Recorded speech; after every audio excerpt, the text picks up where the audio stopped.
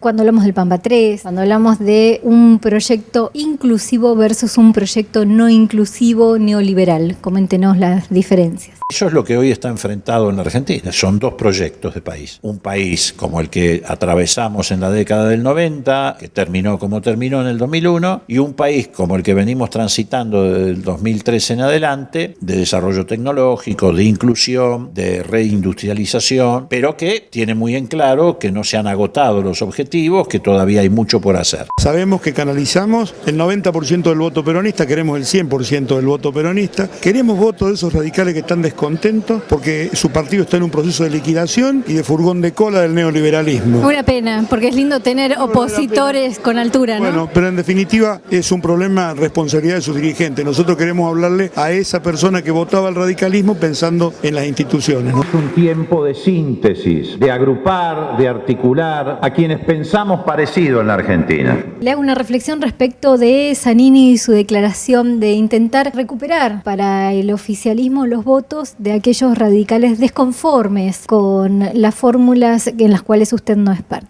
Sí, bueno, en esa tarea estamos nosotros también, y lo estamos haciendo desde la identidad radical, desde una cultura de la que no renegamos, y mucho menos renegamos de las experiencias políticas del gobierno de Irigoyen, de Ilia y de Alfonsín. A la legión de radicales y alfonsinistas, sobre todo, que a partir del 2011 se sumaron como votantes al espacio del Frente para la Victoria, acompañando a Cristina y engrosando ese 54% que Cristina sacó, que no es 54% de votos peronistas. Cristina en esa elección obtuvo un porcentaje muy elevado de votos que provenían del alfonsinismo. Nuestro proyecto es el proyecto que abre y construye cosas monumentales, hermosas, gigantes, que duran para siempre, que son para todos. Y del otro lado tenemos el gobierno que nos gobernó en los 90, el proyecto que es para pocos, el proyecto es para los que tienen dinero. Del mismo modo que en el 83, cuando Alfonsín saca el 52% de los votos, obtiene, en este caso al revés, un montón de votos que vienen de la cultura y la tradición peronista. A eso se le puede agregar los votos de los radicales que no se habían ido del partido, pero que se han sublevado frente a esta decisión de poner de rodillas al radicalismo en un frente conservador. Mucha gente se ha indignado, radical y no radical, que nunca creyó ver a la sigla del radicalismo atada al carro de conservadores. Me acuerdo que cuando vine a recorrer la obra, todavía estaba en construcción este centro cultural y los obreros me preguntaban si iban a poder venir cuando abriera sus puertas. Y yo enseguida le dije que por supuesto, ¿cómo no iban a poder venir si era un centro cultural público, nacional, para todos, no para pocos? Y Julio De Vido me corrigió con mucha sabiduría. Depende quién gane en octubre. Si gana el macrismo, es muy probable que pase lo que viene pasando en la ciudad de Buenos Aires, que se cierren o se privaticen o se concesionen todos estos espacios que son para todos. Además, sostener todo lo ganado y que ni un centímetro se pierda. Al contrario, bregar para seguir construyendo en paz a pesar de las diferencias. Somos todos argentinos, podemos pensar distintos, pero la patria es una. Una inversión de 34 millones de pesos, de las cuales casi 25 fueron aportados por el gobierno nacional para industrializar girasol confitero. Cuando vas al cine y comes pochoclos, bueno, eso es maíz pisingallo.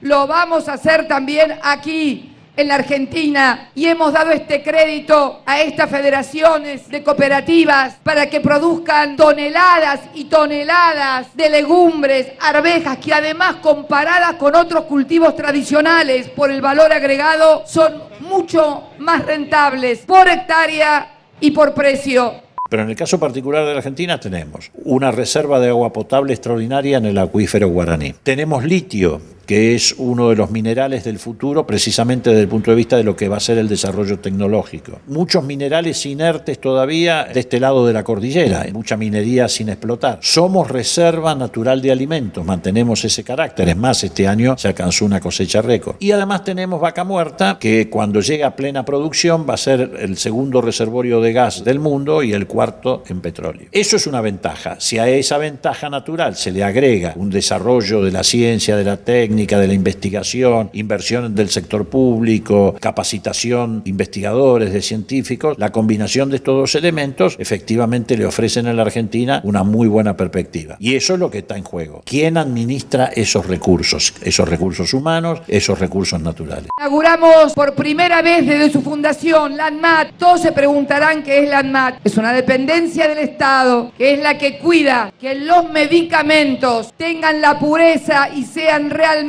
medicamentos. Cuando hablamos de un modelo de país, de un proyecto, de lo que nos pasa a nivel nacional con los fondos buitres y lo que ocurre con los laboratorios y quienes representan a los mismos. Cuando uno dice soberanía sanitaria, que es una línea de trabajo fuerte que ha implantado el ministro de Salud en estos últimos meses, nos encontramos con sorpresas. Tenemos laboratorios transnacionales que están fijando precios independientes de los costos de producción, es decir, que literalmente hablando fijan precios simplemente por la capacidad de pago que ellos imaginan que tenemos, que son básicamente especulativas porque tienen control de patentes, a veces ni siquiera producen los medicamentos, sino detentan patentes. Estas empresas están constituidas por los mismos fondos que están pleiteando en este momento en la justicia de Nueva York contra la Argentina. Por primera vez desde su fundación, año 1992, estamos inaugurando con una inversión de más de 20 millones de pesos la sede propia para que no solamente se empiece a controlar, sino también se comience a producir o a participar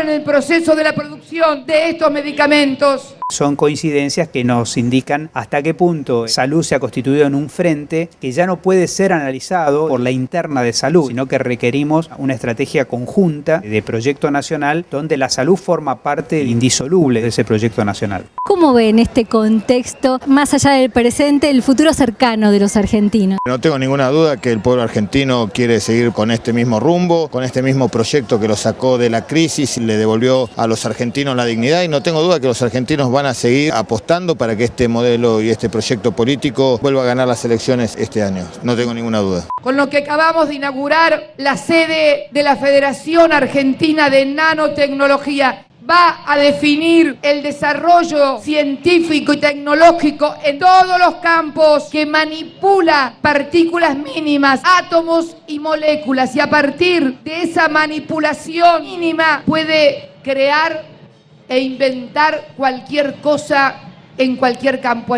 Y todo esto, ¿qué tiene que ver con la deuda o reestructuración de deuda soberana? Todo, querido. Porque si nosotros caemos otra vez en un proceso de endeudamiento, si nosotros accedemos a las demandas usurarias de los fondos buitres, todo esto que hemos hecho en estos 12 años y medio de trabajo incansable se puede venir abajo, y lo menos que queremos los argentinos es eso. Por eso vamos a incorporar como normas de orden público a nuestro sistema de derecho lo que 136 países acompañaron a la Argentina en esto, que no es solamente para la Argentina, es un legado para la humanidad.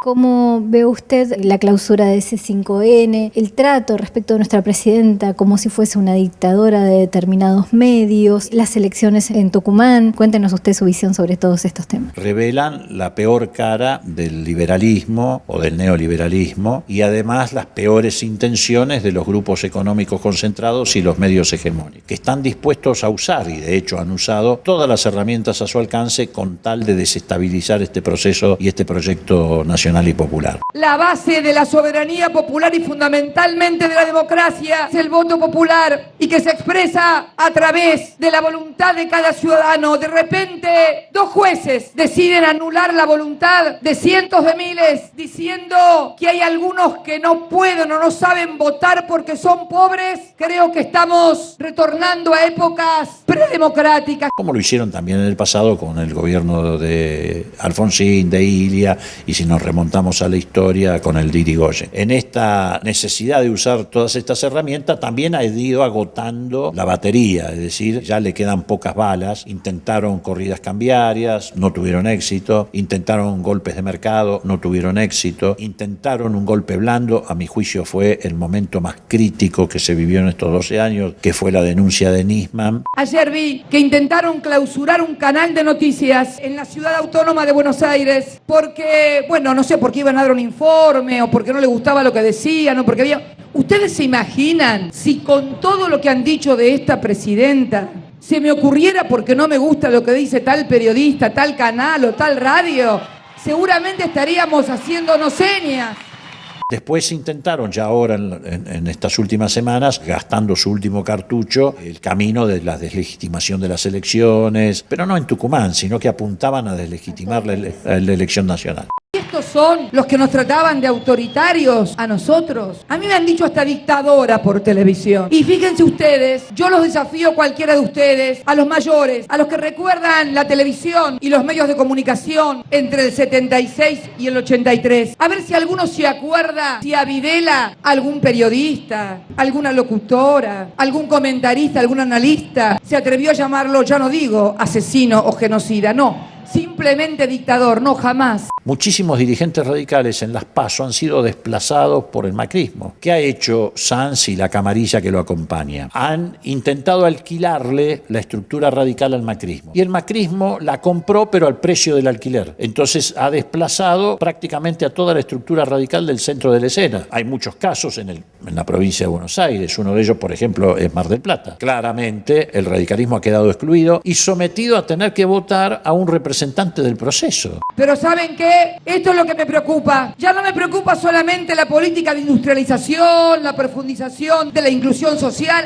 Hay algo más denso abajo de todo esto. Me empieza a preocupar qué pasa si ganan los que piensan que porque te critican por televisión tenés que cerrar un canal, o porque si perdiste las elecciones tenés que denunciar fraude y conseguir un juez amigo que te dé la razón. Nosotros tenemos encuestas de Mar del Plata que nos dicen que el 70% de los que votaron a la candidata del radicalismo, que sacó creo que el 19% del total de los votos, algo así como 50, 60 mil votos, bueno, el 70% de esos votantes radicales de ninguna manera van a acompañar la candidatura de Arroyo, porque es acompañar un retroceso político y también un retroceso para la ciudad de Mar del Plata. Él expresa lo peor del pasado, pero además expresa lo peor del futuro, porque no puede gobernar una ciudad como Mar del Plata con una mentalidad tan conservadora, anquilosada, una sociedad que necesita la complejidad que tiene la sociedad marplatense, necesita la impronta de la innovación. Yo no me imagino a Mar del Plata gobernada por Arroyo, y me parece que hay infinidad de radicales que no se la imaginan tampoco. ¿Qué es esto, compatriotas, de decir que los pobres no saben votar? ¿Qué es esto, compatriotas, de que alguien que ha tenido la suerte de ir a una universidad, seguramente pública y gratuita, obtener un título de abogado, tener la suerte de ser juez, que además no paga impuestos como pagamos el resto de los argentinos?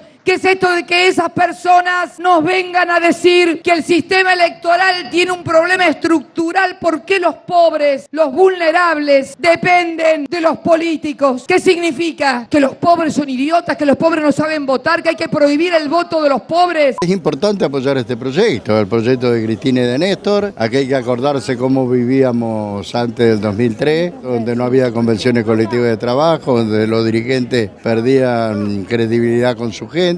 Lo que hizo Kirchner es jerarquizar al movimiento obrero, que puedan discutir las condiciones generales de trabajo y las paritarias. Hoy lo tenemos dividido al movimiento obrero, pero esto no hay que preocuparse. Siempre el movimiento obrero tuvo dificultades, vivió dividido. Siento en el fondo un tufillo, un gusto a centralismo, a desprecio profundo por las provincias, y como son las del norte, que casualmente fueron abandonadas a la mano de Dios por políticas neoliberales, no solamente que las abandonaron, sino que ahora las condenan cuando quieren defender sus conquistas y sus derechos a través del ejercicio democrático del voto popular. Se han quedado sin herramientas. Están empezando, frente a una derrota inevitable, a tratar de condicionar al nuevo gobierno o imponerle una receta, y que si hacemos eso van a llover dólares sobre la Argentina, y que si salimos a endeudarnos rápidamente vamos a tener suficiente cantidad de divisas como para atender la demanda del mercado. La fórmula Scioli-Zanini va a tener que afrontar esas circunstancias. La desilusión respecto de esa esperanza de que Scioli sea de derecha, ¿no? Exacto, que hoy la recoge en su tapa el diario La Nación, que dice algo así como: Scioli ratificó las políticas del kirchnerismo, como si fuera un horror, para ellos lo es, que Scioli haya expresado su voluntad de seguir el camino de la industrialización, de seguir el camino de sostener el consumo, el pleno empleo, la producción. Ha llegado el momento de hablar